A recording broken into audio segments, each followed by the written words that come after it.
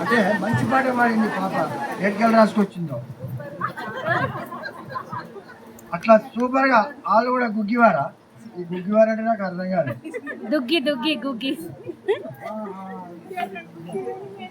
వాళ్ళు కూడా అంటే మీరు వాయిన పాటలు మంచి అర్థం ఉన్నది.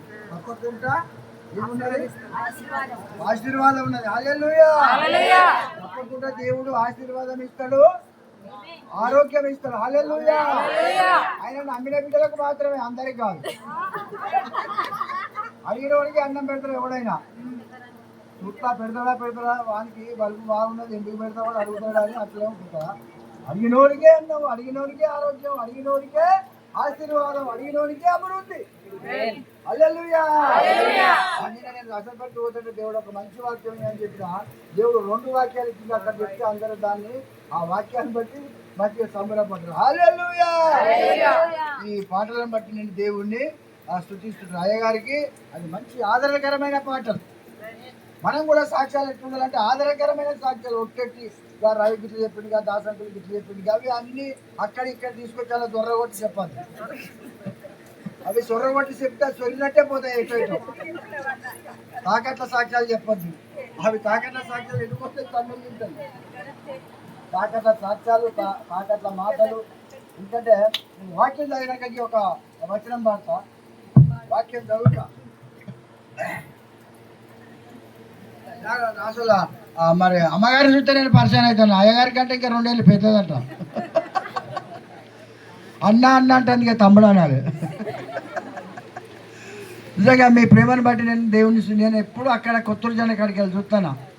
వారి ప్రేమ, మీరు వారిని ప్రేమించడం, మీరు కూడా రావడం, ఇదంతా చాలా గొప్పది. ఈ చేయి ఆడితే ఆ చేయి ఆడుతుంది. ఒక్కసారి వంకర పెడితే ఇక రానే రాదు. ఒక్కసారి కదా. మనం ఎప్పుడు కానీ 2 చేతులు ఆడేటట్టు, సప్పట్లు ఆడేటట్టు చూసుకోవాలి. ఎలాంటి రాలితే ఇలా వదిలిపోతా అంటే రేపు మళ్ళీ ఎవడు పెడతాడు? అందుకనే మంచి మర్యాద, వినయము, విధేయత ఇవన్నీ చూసుకుంటే దేవుడు మనలను మరణం వరకు దేవుడు నమ్మకంగా ఉంటే ఆశీర్వాదిస్తాడు అయ్యగారి లాగా. హల్లెలూయా. యోబు 11వ అధ్యాయము 17వ వచనం చదువుతారా వాళ్ళన్నా?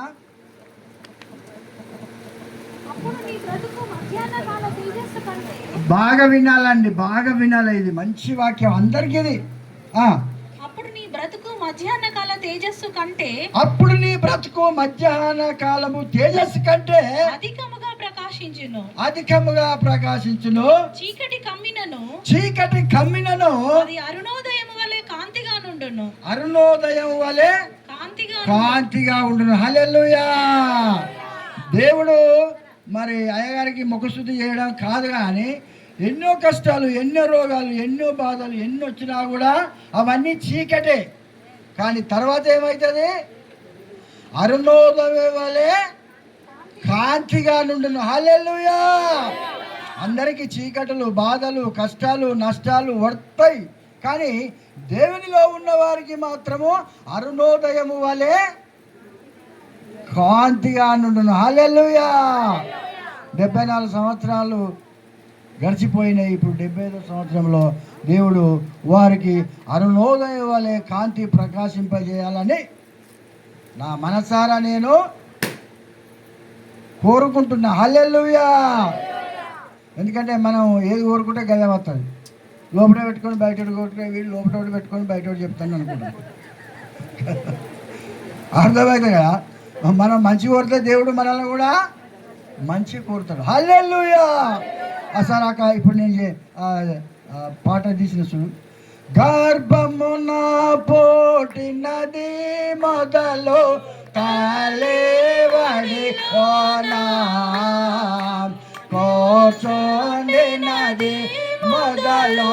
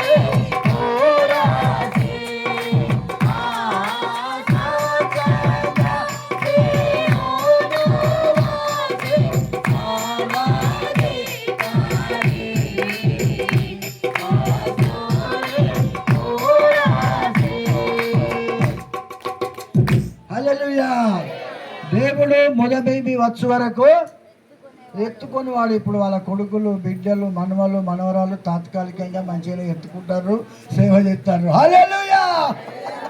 కానీ అంతకంటే ఎక్కువ దేవుడే. హల్లెలూయా. మొదటి వచ్చు వరకు ఎత్తుకోవాలని మనం అందరము ప్రార్థన. ఎక్కడ రామన్నపేట, ఎక్కడికద్దా, ఎక్కడి పెయింటరు, ఎక్కడ ఈ హన్మకొండ సంఘంలో దేవుడు 74 సంవత్సరాలు కాపాడి 75 సంవత్సరంలో మన అందరికీ ప్రార్థన పూర్వకంగా ఉన్నాడంటే ఆయనకే మహిమ. హల్లెలూయా. ఆయనను తీసుకొచ్చింది ఎవరో తెలుసా? తెలియదు మీకు, చెప్తా ఇప్పుడు. మన ఏలే గారు అయ్యగారు శంకరయాంతుడంట. కానీ శంకరయ్య గారు ఒక్కడే నమ్మకమైనడంట. అప్పుడు అయ్యగారు పాస్టర్లు ఉన్నారు, కొర్నేలని, సామేలని, ఇంకెవరో ఉన్నారు. వాళ్ళందరినీ ఇచ్చిపెట్టి వాళ్ళందరూ ఇది యథార్థంగా చెప్తారు బైబిల్ పట్టుకొని. మరి ఆ రోజుల్లోనే ఆయన క్వాలిటీస్ ఉన్నాయి అన్నారు. క్వాలిటీస్ అంటే నాణ్యత గలవాడు కదా. క్వాలిటీస్ ఎవరు తీసుకురావాలి, ఎవరు ఎట్లున్నారు, ఎవరు నడవాలి ఎట్లున్నారు చూసి మరి అయ్యగారిని పట్టుకొస్తే ఆనాడు నుండి ఈనాడు వరకు దేవుడు ఆయనను, ఆయన కుటుంబాలను కాపాడుతున్నాడు, వారిని ఆశీర్వదిస్తున్నాడు. తేజో వలె మీరు కూడా ఇంకా ఆయురారోగ్యంతో ఉండాలని, మరి ముఖ్యంగా మా గురించి, మా కుటుంబం గురించి మీరు సొంత వ్యక్తిగత ప్రార్థన చేయాలని మనవి చేస్తూ సమయం ఇచ్చిన మరి డేవిడ్ బ్రెనర్ అయ్యగారికి, మరి అయ్యగారికి, పెద్దలకు మరి ఒకసారి నా హృదయపూర్వకంగా వందనాలు. పాట పాడిన మంచి పాటలు, గట్టి పాటలు ఇంకా పాడుతూనే ఉండాలి మీరు. హల్లెలూయా. ఇంకా పాడిందే పాడరా పాస్ వల్ల దాచరాదు. కొత్త పాడుతుంటే హృదయము పులకింత రావాలి. కాబట్టి గారికి మరొకసారి నా హృదయపూర్వకంగా వందనాలు. అయ్యగారు భాస్కర్ గారు, అమ్మ దేవానికి ప్రైజ్ ది లార్డ్. మంచి మాట విన్నాము. అలాగే మన సెక్రటరీ గారు